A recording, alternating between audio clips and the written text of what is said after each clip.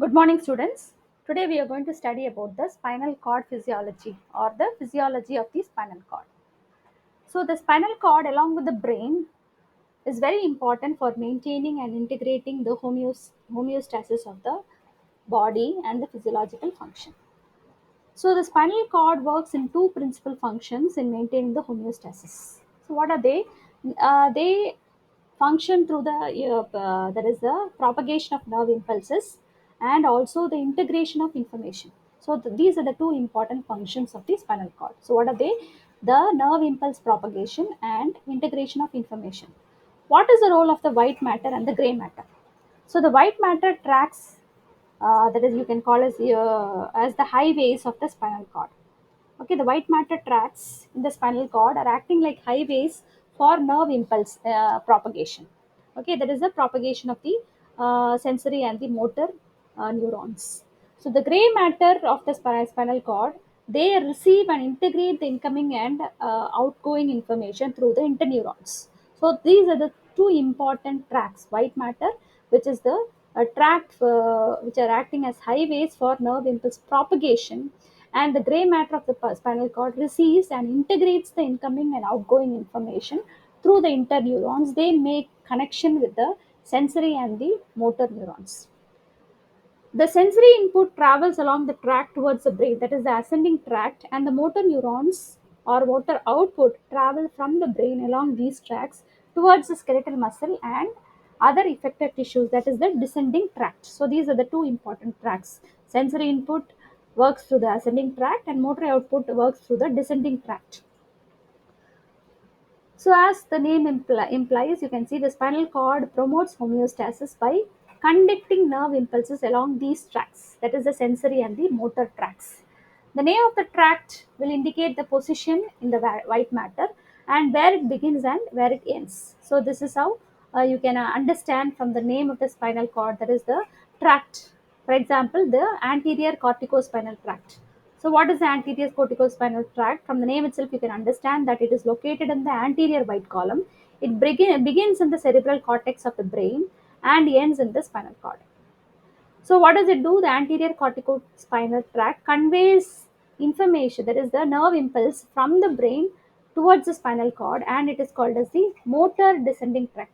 It begins in the cerebral cortex, and so because it begins in the cerebral cortex, it carries information from the brain. So, the nerve impulses is transmitted from the brain towards the spinal cord, and it is a descending tract and also called as the motor tract. The nerve impulse from sensory receptors propagate up the signal spinal cord, that is the ascending tract, to the brain along two main routes on each side. So, what are the two routes? One is the spinothalamic tract, and the other one is the posterior column. The spinothalamic tract conveys nerve impulses for sensing pain, warmth, coolness, itching, and tickling. So, these are the nerve impulses that the spinothalamic tract will convey. Whereas the posterior column consists of two tracts. What are they? The gracile fasciculus and the cuneate fasciculus. So these are the two tracts of the posterior column. So the posterior column, what does it do? It will convey nerve impulses for the touch, pressure, vibration, and conscious proprioception. That is the awareness of the position and movement of the muscles, tendons, and joints. So these are the roles of the spinothalamic and the posterior column tract. Motor output to the skeletal muscles travel down the spine, just like the sensory tract. As it travels upwards, the motor output to the skeletal muscles will travel downwards, descending tract. Okay, in the spinal column in two different ways. That is the direct pathway and the indirect pathway. The direct pathway include the lateral corticospinal, anterior corticospinal, and the corticobulbar tract. So these are the tracts of the direct pathway. What do they do? They convey the nerve impulses that originate in the cerebral cortex and are destined to cause voluntary movements of the skeletal muscles. So they are under voluntary control. So voluntary movements of the skeletal muscles. So that is the role of the direct pathway. Whereas the indirect pathway, they include the rubrospinal tract, tectospinal tract, vestibulospinal tract, lateral reticulospinal tract and the medial reticulospinal tract. What do they do? These, the indirect pathway, convey nerve impulses from the brain stem. Okay, this one will convey the information from the cerebral cortex, whereas this will convey the impulses from the brain stem to cause automatic movements that will regulate the muscle tone, posture, and balance, orientation of the head and the body. So this is under direct pathway is under voluntary control, and the indirect pathway is under involuntary or the automatic control. So here in this picture, you can see the location of the major sensory and the motor neurons. So you can see this is the anterior median fissure. This is the posterior median fissure. The sensory tracts are mentioned in red color, and the motor tracts are shown in blue color. So what are the sensory tract? Sensory tract, you can see lateral corticospinal tract. This is the rubrospinal tract, and this is the lateral reticulospinal tract. This is the vestibulospinal tract, and this is the medial reticulospinal tract, and these are the tectospinal tract. About the motor tract, you can see this is the posterior column. You can see the gracile fasciculus, cuneate fasciculus, posterior spinocerebellar tract, and the anterior spinocerebellar tract, and also the spinothalamic tract. So these are the different tracts of the sensory and the motor tracts. So, as we have seen, the functions of the spinal cord and the spinal nerve include the following. So, the white matter of the spinal cord, it contains the sensory and the motor tracts. They are acting as highways for the conduction or propagation of sensory nerve impulses towards the brain, and the motor nerve impulses will carry the impulse or the propagation of nerve impulses from the brain towards the effector tissue.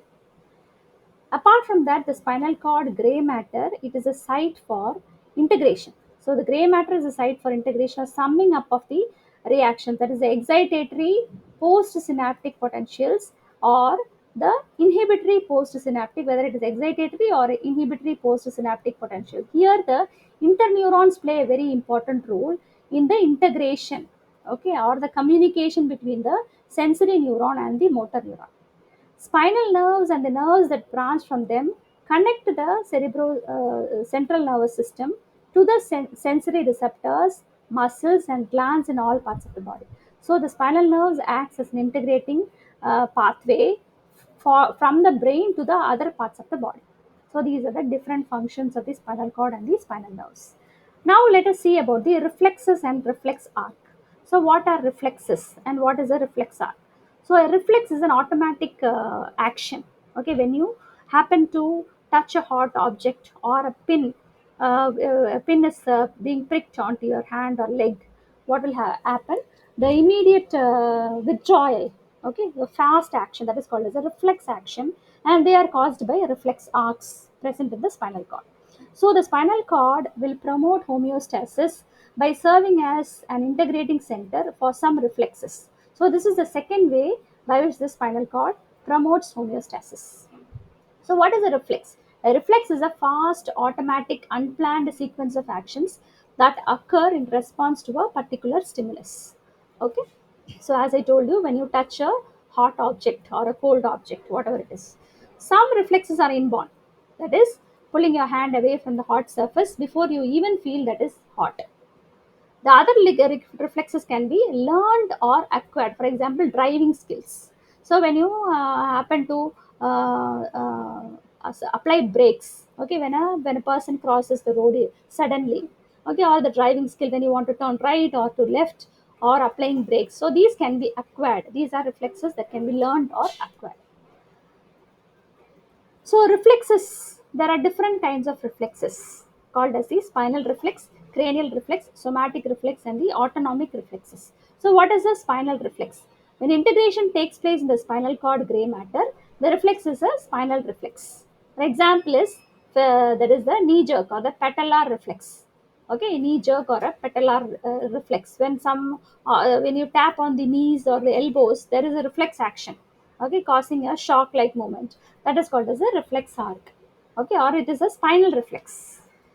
If the integration occurs in the brain stem rather than the spinal cord, then the reflex is called as a cranial reflex. So this is a cranial reflex. For example, when you read a book, or the tracking movement of your eyes as you read this particular sentence. So this is a cranial reflex. Again, the reflexes are of two types: somatic reflexes and the autonomic reflexes. So when the contraction of skeletal muscles are involved, it is called as the somatic reflexes.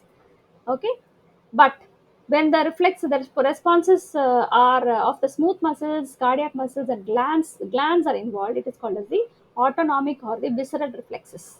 So autonomic or the visceral reflexes are generally not consciously perceived. It is under our unconscious, that is involuntary. So somatic reflexes are voluntary, whereas autonomic reflexes are involuntary. So they involve the responses of the inner parts of the body, that is the smooth muscles, cardiac muscles, and the glands, etc.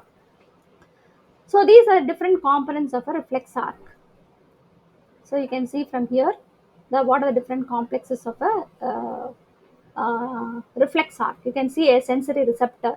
So when an object touches the body, when it experiences a pain or pressure or temperature, what happens? It responds to a stimuli, and it will produce a receptor potential. Depolarization will happen, and it will propagate a receptor potential. This will be propagated through the sensory neurons and passes through the posterior root. Okay, so here the axon, so the cell bodies are present here. The axon will conduct the impulse from the receptor to the integrating center. This you can see the gray matter is acting as the integrating center, where it contains interneurons. This interneuron interprets the signal, perceives the signal, and also summates the signal, and it will act as a connecting this one between the sensory and the motor neurons. So the propagation of the nerve impulses takes place from the sensory neuron to the interneuron, and from the interneuron it is propagated to the motor neuron, the red color, which comes out of the anterior root, and it will have an effect on the muscles on the effector site, the muscle or the gland that responds to the motor nerve impulses. So this is how it functions. The reflex arc include the following five functional components. Number one is a sensory receptor. That is the distal end of a sensory neuron, the dendrite or an associated sensory structure, serves as a sensory receptor, receives the sense, the pain, the temperature, or a pressure, whatever it is. Okay, it acts as a sensory receptor. So, in response to a specific stimulus, there will be a change in the internal or external environment. This change will produce a gradient potential called a generator or a receptor potential. When the receptor potential increases to a threshold level, okay, it will lead to depolarization, which will trigger one or more nerve impulses to the sensory neurons. So what does the sensory neuron do? The sensory neuron, the nerve impulse propagate from the sensory receptor along the axons of the sensory neuron to the axon terminals, which are located in the gray matter of the spinal cord or brain stem. So the sensory neuron carries the impulse from the site to the gray matter of the brain. Okay. Third one is the integrating center. As I told you, one or more regions of the gray matter within the central nervous system acts as an integrating center. So in the simplest type of reflex, the integrating center is a single synapse between a sensory neuron and a motor neuron. So usually, if the reflex action is very simple, then it involves only one synapse, a single synapse between a sensory neuron and a motor neuron. So once again, I repeat, the integrating center contains many interneurons which interconnect the sensory neuron and the motor neuron. Okay, when a single synapse is involved, it is called as a monosynaptic reflex arc. When many different synapses are involved, it is called as a polysynaptic reflex. So a reflex pathway having only one synapse in the central nervous system is termed as a monosynaptic reflex arc. So here the integrating center consists of one or more neurons, interneurons, which may relay the impulse to the other interneurons and as well as the motor neurons. This is called as the postsynaptic reflex, which involves more than one type of interneurons. This we will be studying in the upcoming slides. Motor neuron, fourth one is the motor neuron. Impulses triggered by the integrating center propagate out of the central nervous system along a motor neuron. That is, the impulse will be passed from the interneuron to the motor neuron to that part of the body that will respond to the stimuli. Fifth one is the effector, the part of the body that responds to the motor nerve impulse, such as a muscle or a gland or the skeletal. That is the it is called as the effector site. So this is called as a reflex. This all this reaction takes place within a fraction of second. It does not take much of a time. So everything, the propagation of impulses, everything happens very quick. So if the effector is the skeletal muscle, then the reflex is said to be somatic reflex. If the effector is the internal organs, one of the smooth muscles or cardiac muscle or the gland, then you can call it as a, the reflex is an autonomic or the visceral reflex. So this is the reflex arc. So as we have seen, these are the different components of the reflex arc. The sensory receptor, which receives the stimuli, which will that is, you can see the dendrites, it will pass on the stimuli to the through the axon, through the posterior root. Okay, this is the posterior root ganglion. This is called as a sensory neuron. The axon of the sensory neuron conducts the impulse from the receptor to the integrating center of the brain or the spinal cord. The integrating center contains the interneuron, which will communicate or conduct the impulse from the sensory neuron to the motor neuron. The fourth one is the motor neuron. Here you can see only one interneuron is involved. The motor neuron conducts the axons of the motor neuron conducts the impulse from the interneuron to the integrating, that is the to the effector site, from the integrating center to the effector site, where the muscle will either respond to the stimuli by withdrawing or removing from the particular site. Next one is the stretch reflex. So what is a stretch reflex? A stretch reflex causes contraction of the skeletal muscle in response to a stretching of the muscle. So when the muscle is stretching, okay, the too much, then it will lead to contraction of the muscle. Okay, when that stretching is beyond a point, then it will cause damage to the muscle. So it has to relax. So that is called as the stretch reflex. So this type of reflex occur via a monosynaptic reflex arc. So this is an example for monosynaptic reflex arc. The reflex can occur by activation of a single sensory neuron that forms one synapse in the central nervous system with a single motor neuron. That is a monosynaptic reflex. So you can see this is an example can be taken as tapping on tendons attached to the muscles of the elbow, wrist, knee, and ankle joints. So this is an example for stretch reflexes. Yeah, as I told you, the patellar reflex or the knee jerk or the elbow jerk, what you experience is called as a stretch reflex. So how does a stretch reflex operate? So, slight stretching of muscle stimulates the sensory receptors in the muscle called the muscle spindles. You can see in this picture, uh, these are the muscle spindles. So, when there is a stretch that is happening in the muscle, it will be detected by the muscle spindles. The sensory receptors are present in the muscle spindles. These spindles will monitor the changes in the length of the muscle. Then what will happen in response to being stretched? Muscle spindle generates one or more nerve impulses that propagate along a somatic sensory neuron through the posterior root of the spinal cord and into the spinal cord. So you can see when this is stretched, what happens? Muscle it will propagate the impulse, okay, through the sensory neurons into the posterior root, posterior root of the spinal cord.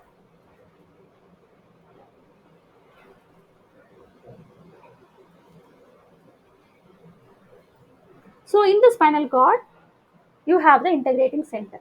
So the sensory neuron make contact with the interneurons. So it is an excitatory synapse. So there are two types of synapses, okay, excitatory as well as inhibitory synapses. So here it will make an excitatory stimuli to the excitatory synapse, and it will activate a motor neuron in the anterior gray horn through the interneurons. So, if the excitation is strong enough, one or more nerve impulses arise in the motor neuron and it will propagate along its axon, which will extend from the spinal cord into the anterior root and through peripheral nerves to the stimulated muscle. So, here the axons of the motor neuron will make contact with the muscles, okay, of the stretched muscle through the neuromuscular junction, and it will receive the acetylcholine neurotransmitters.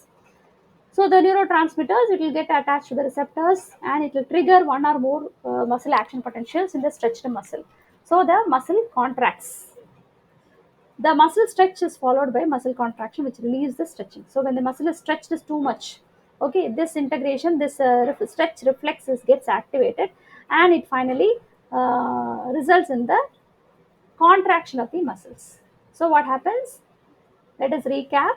So when the muscle is experiencing some stretch, some kind of stretch, this stretch is sensed by the, the muscle spindles. So the stretching will stimulate the muscle spindles. This will identify the length of the muscle spindle, and it will send the propagation to the through the sensory neurons through the posterior root. Okay, and inside the spinal cord, what happens? It can make contact through the interneurons. Interneurons integrates the signal, and this one is propagated. So here, the spinal cord or the sensory neuron activates the motor neuron. So here the motor neuron gets activated. So what will happen? The motor neuron passes the propagation through the axons, and then it will cause the stretching. That is the contraction of the muscles. So the contraction of the muscle will relieve, that is the stretching, will result in a contraction, so that the continuous stretch is stopped and it experiences some kind of relaxation. So this is called as the stretch reflex. It can cause contraction of a muscle that has been already stretched because of something. Okay. So this you can experience the tendon reflex. So what is a tendon reflex? So it is operating as a feedback mechanism. So what happens when you are experiencing some heavy weight? You're carrying a heavy weight which your hand or muscles cannot carry. What will happen? The You drop the object. So this is called as a protective action, so that the muscle does not get damaged by continuously carrying the heavy weight. So this tendon reflex operates as a feedback mechanism to control the muscle tension by causing muscle relaxation. So just like we have seen the previous case, it causes muscle relaxation before muscle force becomes very great and the tendons will get damaged. So the tendon reflex is less sensitive than the stretch reflex. It can override the stretch reflex when the tension is great. So it will do? It will immediately make you to drop the object.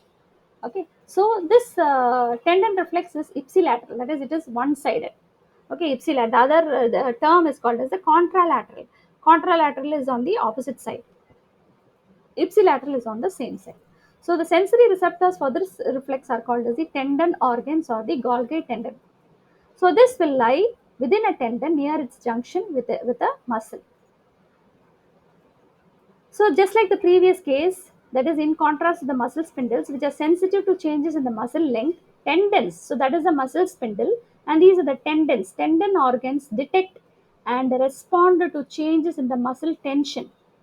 So muscle spindle will respond to the change in the length of the muscle, whereas the tendons will respond or detect the changes in the muscle tension that are caused by passive stretching or muscular contraction when you are carrying a heavy weight or something.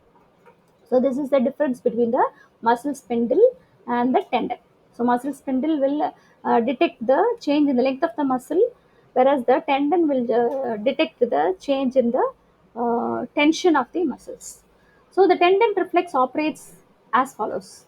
As the tension applied to a tendon increases, what will happen? The tendon organ, that is the sensory receptors present in the tendon organ, is stimulated and get depolarized to threshold, and it will propagate the nerve impulses to the spinal cord along a sensory neuron which enters the posterior root and then to the integrating center in the spinal cord. Okay, so this sensory neuron will activate an inhibitory interneuron. So instead of activating an excitatory neuron, this will activate an inhibitory interneuron, which will synapse with the motor neuron. So what happens? The motor neuron, instead of depolarizing, gets inhibited and hyperpolarizes, which will lead to the relaxation of the muscle. So the motor neuron, which then generates a fewer, it will not generate enough nerve impulses, so it will generate fewer nerve impulses, so it will cause the muscle to relax and relieve the excess tension. So thus the tension on the tendon organ increases. As the tension on the tendon organ increases, the frequency of inhibitory impulse increases. So instead of excitatory impulse, inhibitory impulses increases. So inhibition of the motor neuron to the muscle developing excess tension causes relaxation of the muscle. So when the motor neuron gets inhibited, then it will not develop. That is the excess tension will not be developed. So it will result in relaxation of the muscle. So in this way, the tendon reflect protects the tendon and muscle from excessive damage caused due to carrying heavy weight or when the muscle is stretched for a long time, okay, and experiences tension. So this is the pathway of the tendon reflex. See, when there is an increased tension, it stimulates the sensory receptor of the tendon organ. You can see it stimulates a sensory the stimulates the sensory receptor.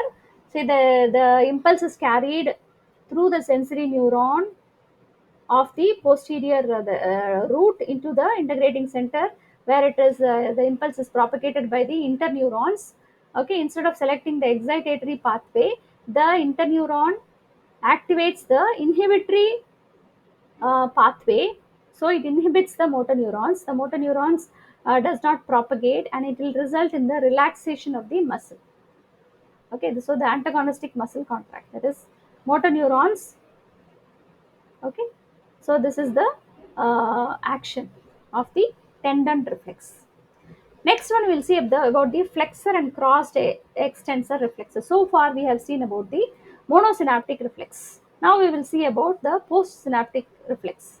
So here, for example, if you are stamping on a tack or a thorn or a nail or something, okay, this is a painful stimulus. So when your right leg is stamping on a thorn or a nail, what will happen immediately? You will withdraw the right leg.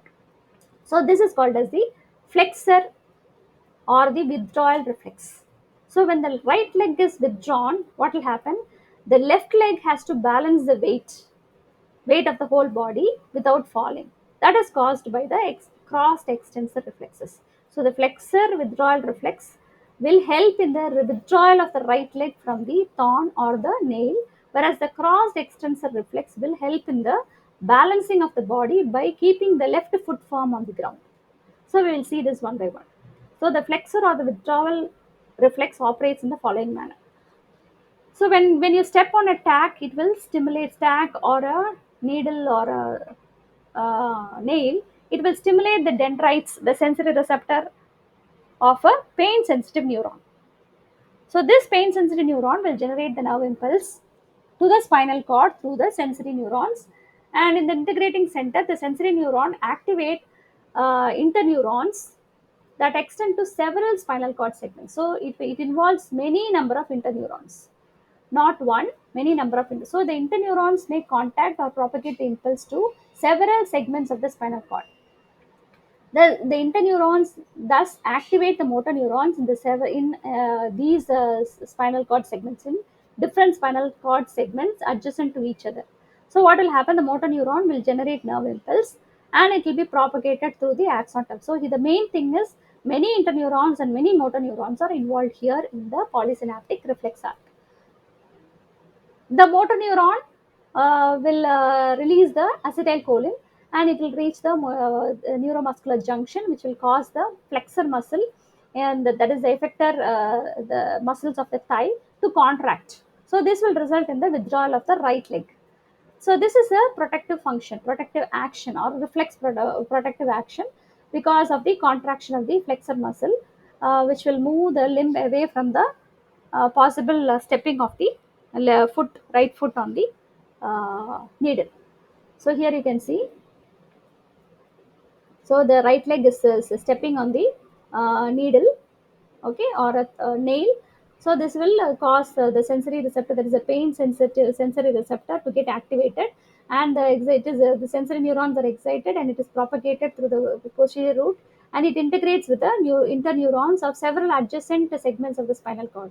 So these interneurons of the several segments of the spinal cord will propagate the nerve impulses to the motor neurons of several segments of the spinal cord again.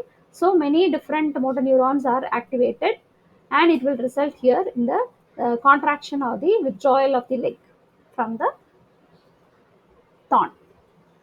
Next is the crossed extensor reflex. So what is a crossed extensor reflex? As I told you, when the right leg is stamping on the thorn or a nail, the left leg, when the right leg is withdrawn, the left leg has to firmly be placed on the floor so that it will balance the body without falling. So that is why the crossed extensor reflex will help you maintain your balance. So similarly, when a stepping on a tag stimulates the sensory receptor of a pain sensitive neuron in the right foot. So this is propagated through the sensory neuron and the interneurons. Okay, interneurons. So the integrating center, the sensory neuron activates several interneurons that synapse with motor neuron on the left side. So this is happening on the right side. The interneurons will synapse with motor neurons that are present on the left side of the spinal cord in several adjacent segments.